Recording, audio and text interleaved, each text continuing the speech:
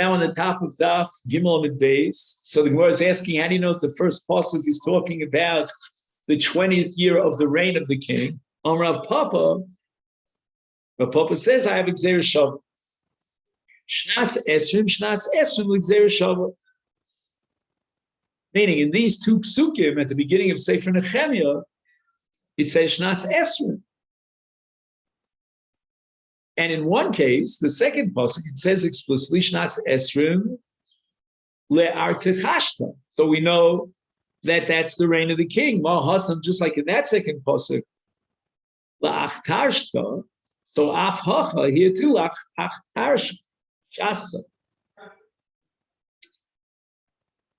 So now the Gemara asks, wait a minute, your whole proof is based on the fact that you assume that Kislev was followed by Nisan. So Gemara asks, how do you prove such a thing, Rav Chisda? How do you know the Masechet the Kislev Kadim, that story that the Tanakh records in Sefer Nehemiah about the discussion between Nehemiah and Hanani took place earlier, meaning before the pasuk that deals with Chodesh Nisan, Ilma Masechet the Nisan Kadim. Maybe in fact, what happened in Nisan really took place first. And this is based on the principle, says Rashi, of Ein Muktam U'Mu'uchar B'Torah, so that the sequence of the psukim does not necessarily reflect the chronological sequence. Now, if on the other hand, we argue that Masechet the Nisan Kadim,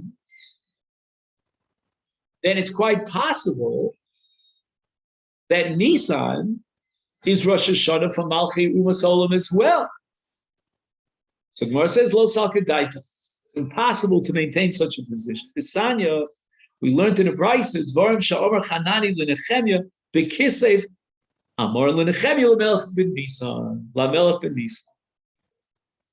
We know Al Pi Torah Shebal Peh, we have a tradition, an oral tradition, that whatever Hanani reported to Nehemiah about the devastating situation of the Jews left in Yerushalayim after the Churban, that was later on relayed by Nehemiah to the king of Persia in order to invoke the sympathy of the king. So the sequence was definitely reflective of the sequence of the psukim, meaning the first pasuk which describes the event in Kislev of the back and forth between Nehemiah and Hanani took place before the second pasuk, which what word am I looking for? Which reports that it was the 20th year, that Nisan was the 20th year in the kingship of the king of Persia. So it means that certainly there was no Rosh Hashana anywhere between Kislev and Nisan.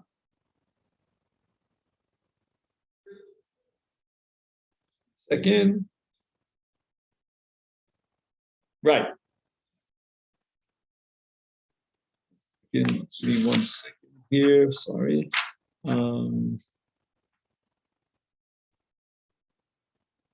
Right, and if Nisan would have been Rosh Hashana for Malchei Umas HaOlam, then it would have to be in the 21st year of the Torah, and the pasuk testifies that it was in the 20th. The Brisa continues. Dvarim she'omer Hanani l'Nechemia b'Kislev.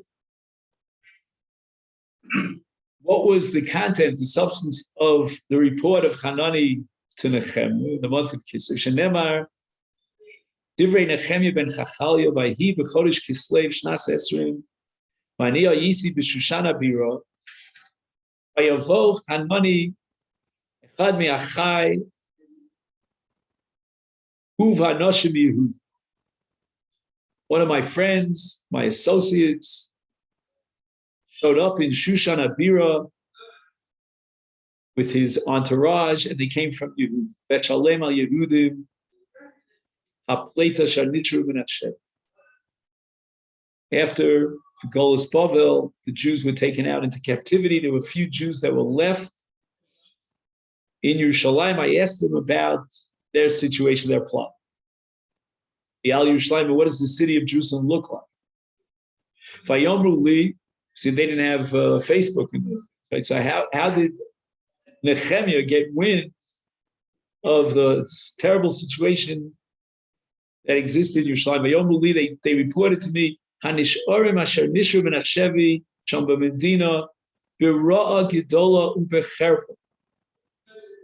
In other words, the Goyim bozes him v'sholim. So they are literally taking the Jews apart piece by piece. They're confiscating their properties and they're trampling on them, they're persecuting them. Chomas Yerushalayim mefarotzes, and the wall of Jerusalem is broken down. Shared mitzu be'esh, its gates have been lit aflame, on fire. And this report was now relayed by Nehemiah to the king in the month of Nisan. Amar Nehemiah l'melech b'Nisan shenemar, vayhi b'chodesh Nisan shnas esrim la'tachshasta hamelech. And what happened? Nehemiah shows up at the king's banquet, yayin lefonav. They bring wine to the king. And Nehemiah's job was esas hayayin v'etno l'melech. He would have to give the wine over to the king, which meant that he would have to taste the wine to make sure it wasn't poisoned. You remember the story of Bigsam V'Serech, also the same Shushan Abira. V'lo yisi ra lefonav. In other words, lefonav, when I was in his presence, up until that day, lo ayisi ra, I was never in a bad mood. He would never be able to see on my face, etched in my face, sadness. I was always besimcha ubetuv lev, standing in front of the king. But now the king sensed by looking at my face that something is wrong. Vayomali Amelech, and the king asked, Madua panecha roy, v'atoin chacholeh, you don't seem to be ill. Ein zekim ra levav. Maybe I have to conclude, without any choice, that something evil is in your heart that makes you kind of nervous, in anguish and sadness. Maybe you're trying to kill me, and that's why you're not drinking from the wine. And Nehemiah, speaks to himself now. He says, and I was now shooken up in fright. I immediately denied it. You should live forever and ever. And you're asking me why is my face so sad? Why shouldn't it be sad? Asher Ha'ir, the city of Jerusalem, Beis HaKvaras Avosai, where my forefathers are buried, it's destroyed. Usharea uklu, and its gates have been burned by H.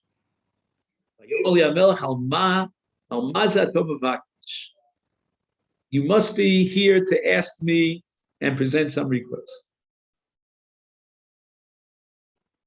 And now Nehemiah says to himself, I prayed to God in heavens that my wish will be fulfilled. And I said to the king, if I am beloved in your eyes, very similar to Esther in front of Achashverosh, please send me as an emissary. Give me license to go up to Yerushalayim, El Ir Kivros Avosai, Vevnena, and I will rebuild the city of Jerusalem.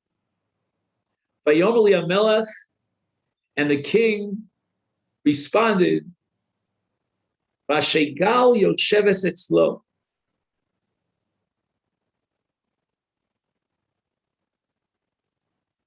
Now, for some reason, which is not clear to me, there's a whole discussion about this in the Mefarshei Tanakh, but the pasuk goes out of its way to tell us that the king's wife, the queen, was sitting next to him, and she's called Shegal.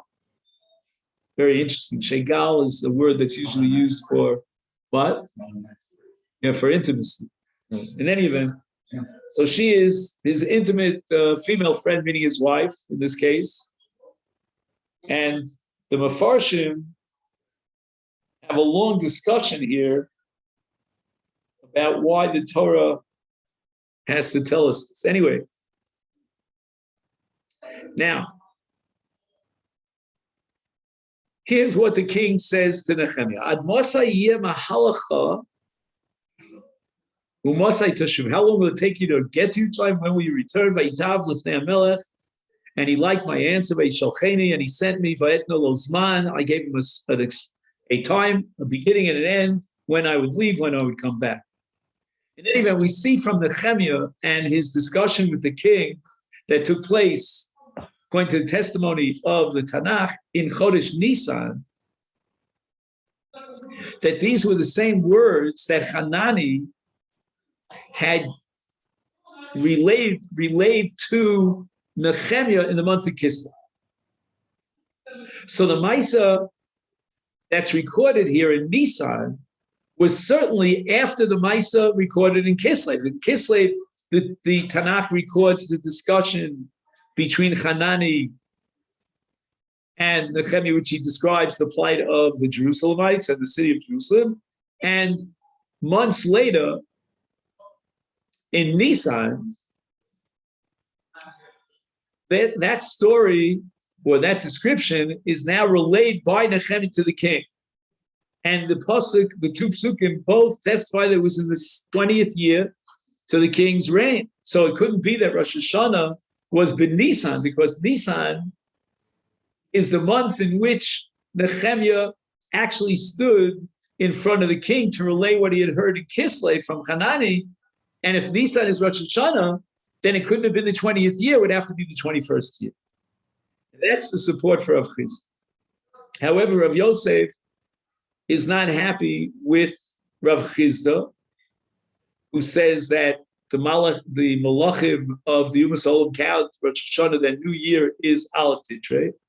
Masiv Rav Yosef, with regard to the beginning of the binyan of Beis HaMikdash Bais HaSheni, and this is at the end of Tanakh in Chagai HaNovi, it says, B'yom esrim v'arba l'chodesh, on the 24th day of the month, Bashishi, and as we said earlier, whenever it says a number, it doesn't mean the day of the week, it means the month. So we're talking about Bashishi is the 6th month. Now, if you count from Nisan, the first month, to Tishrei, you have 7 months. So the Chodesh Hashishi is El. B'shnas Shtayim L'Daryavish. So in the 2nd year, the reign of Darius. And we're on the 24th day of the month of El, Uksiv, and the very next pasuk says the following. And now we're talking about the nevuah of Chagai, and the whole purpose or substance, let me use the word agenda, of this nevuah was to be mizarius the people in Meleches HaBinyan, that now we have the green light to build the Beis HaMikdash, Bashvi. Now we get to the 7th month, which again, if El is the 6th month, then obviously Tishrei is the 7th month. B'esrim ve'echad lachodesh. Okay, before we were in the 24th day of the month of El, now in the 21st day of the month of Tishrei. And the end of the pasuk says, Hayad var Hashem biyad Chagai hanavi leimar. And the Gemara now analyzes this, Rav Yosef. Im Isa, if you're correct that the Rosh Hashanah for Malchi Umas Olam is Tishrei, is Bishvi Bishnas Shalosh Miboyle. Right? We just finished saying that at Elul we were in the 2nd year of the building of the Beis HaMikdash. Now we're talking about Mikdash Sheni, keep in mind. And then the pasuk describes the 21st of Tishrei, and it doesn't mention that we're now in the next year. We're talking about Daryavish. If you're going to tell me a Rosh Hashana for Malchi Umas Olam is Tishrei, then B'Shvi B'Shna Shalosh Miboilim. The pasuk should have mentioned that we're already in the third year. Again, if we were still in the second year, there would be no need to mention that, because it already says in the earlier pasuk regarding El, it says B'Shna Shtayim L'Darya. So we know we're in the second year. But now you're talking about Chodesh Hashvi, and Chodesh Hashvi belongs to the third year. It should have mentioned that we're in the third year because we're changing years. Om Rabbi Avo, and the Gemara answers, Koresh Melech Kosher Hoy. We have a lot of respect for this fellow named Koresh, and we're going to see about the identity of Koresh in just a minute. He was Melech Kosher. He was the one who gave the green light to rebuild the Mikdash, the second Mikdash. And out of deference for Koresh, Lefichach Manulo Kimalche Yisrael. This was an exception. Instead of counting his years from Tishrei, as we would do, and Rav Chizda proved that for Malchi Umas Olam, we gave him an upgrade to the status of Malchi Yisrael, and we would count his years according to Nisan. And therefore, Tishrei still belonged to the second year of his Malchus. And this was the way the Gemara pushes off Rav Yosef's objection. So the Gemara says, Maskifla, Rav Yosef. Rav Yosef doesn't, the answer of Rabbi Avo does not sit well with Rav Yosef. Chada, first of all, Im came, if you're telling me that they counted the years of Daryavish from Nisan as if he was Malchei Yisrael, is then Koshu Kroya Dodi. We have an apparent contradiction between two verses. The Ksiv, with regard to the building of the Beis HaMikdash Hasheni. The pasuk says in the 6th chapter of Ezra V'Sheitzi, Baisa Dina Ad Yom Tlosa Liyarach Ador Dihi Shna Sheis L'Malchus Daryavish Malchus. Okay, so this, when you read Ezra, obviously you're reading Aramaic. Let's just read, I have an English translation here of this pasuk. Might help us go along here. He says the temple was completed. I guess the word sheitze means completed. That's my guess. And Baisa means the temple. So when was it completed? It says Plusa Ad Yom Plusa Liyerech Adar, the third day of the month of Adar. And it says Dihi Shna Sheish L'Malchus Daryavish Malchus. In the 6th year of the reign of King Daryavish. Bisanya. Now we have a brayso. So B'Yosef's man l'shana haba, just a year later, at that time, Ola Ezra miBavel, the Galusa Imam. Ezra went up on Aliyah to Eretz Yisrael from Bavel, carrying with him a group of Galusa, meaning the exiles, the Jews who were in exile. Now here we have to know a little history. I think I gave you a copy here. He says Ezra left Bavel after the binyan, the second bais, was already built, and this was on the 1st of Nisan. So this bais is teaching us that this was not the Nisan immediately after the completion of the binyan habayis hasheni, but rather a year later, the following Nisan. We have to know why Ezra lingered in Bavel for another year.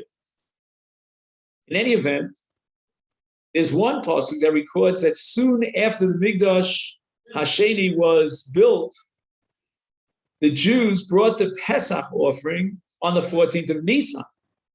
And then it says, Achrei Advarim Ha'ela, and Later on, Ezra goes up from Bavel to Eretz Yisrael. Now, Pesach was on the 14th of Nisan, and Ezra only set out to Eretz Yisrael afterwards.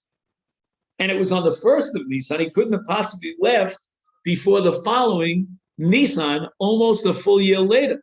Uksiv, Vayavo Yushalayim b'chodesh hachamishi, hishnas hashvius l'melech. And now Ezra, in Nisan, leaves Bavel on his way to Yerushalayim. He arrives in Yerushalayim in the month of Av, which is called Chodesh HaChamishi, because if you count the months, Nisan, Iyar, Sivan, Tammuz, Av, Av is the 5th month following Nisan. And this is Shnas HaShviyas, the 7th year of the king. So it comes out of this brisa that the pasuk means that Ezra arrived in Eretz Yisrael a year and a half after the Mikdash was built. Because we're talking about Chodesh HaChamishi, which is the month of Av. So we're going from Nisan to Av is a half a year, am I correct? Nisan to Av is almost a half a year. The Isa, now, if we're going to assume that we count L'malchei Umas HaOlam, like Dariush, from the month, now, Yosef, in Isa, let me just read.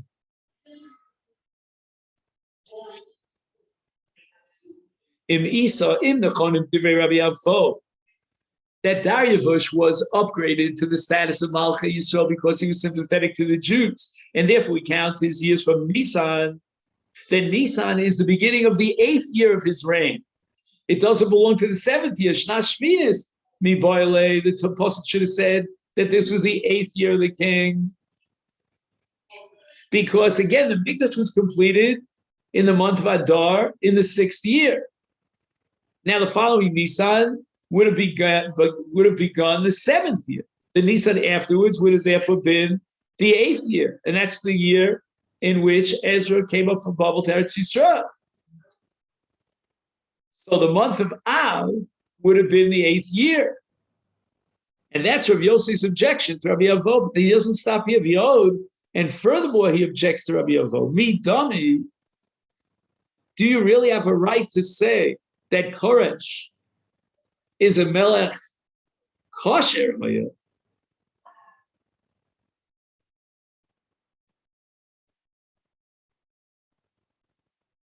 Because you're basing it on what Chagai, the Navi, said about the Binyan Beis Hamikdash, that Koresh gave the okay.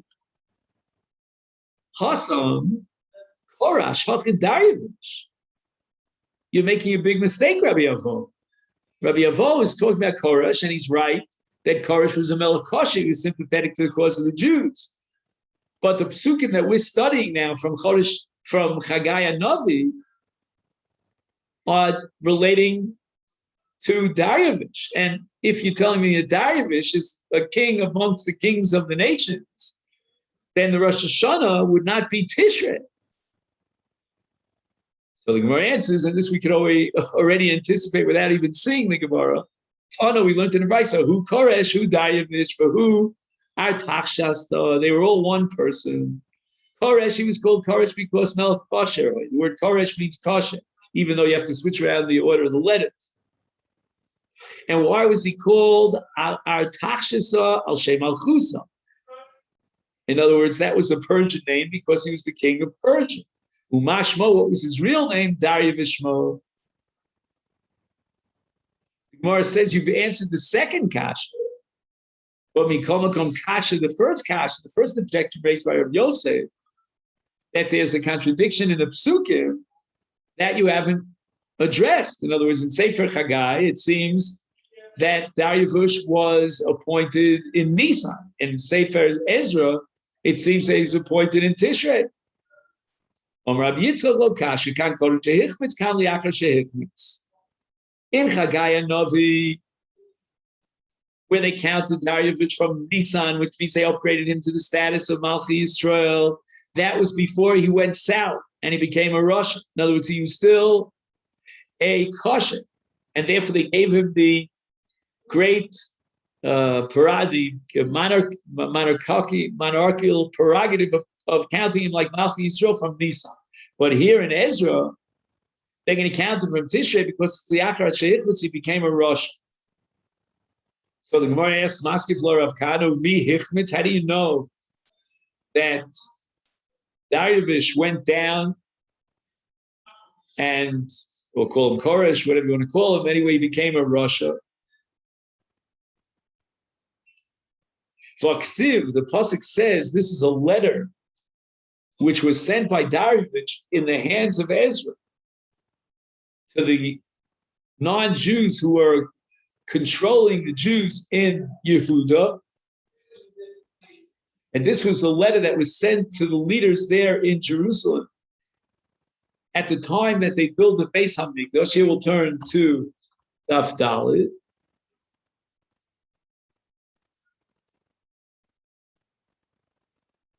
So I'm just going to read the pasuk, and then we'll translate it.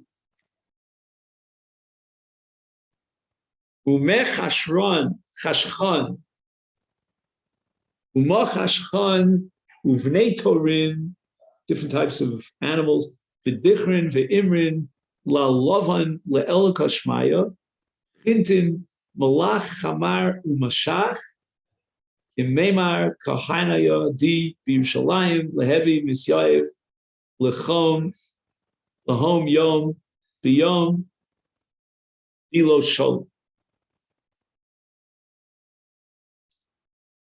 And basically, this message in the hands of Ezra was meant to convince the kings in Jerusalem, the non-Jewish kings, to supply for Ezra whatever he needed. Whatever they require, this is the king Darius talking, whatever they, the Jewish people, require with Ezra, young bulls, rams, sheep for burnt offerings to the God of heaven, wheat, salt, wine, and oil. These were all for the various Nesachim, according to the specification of the Kohanim, who are in Yerushalayim, shall be supplied to them day by day without fail.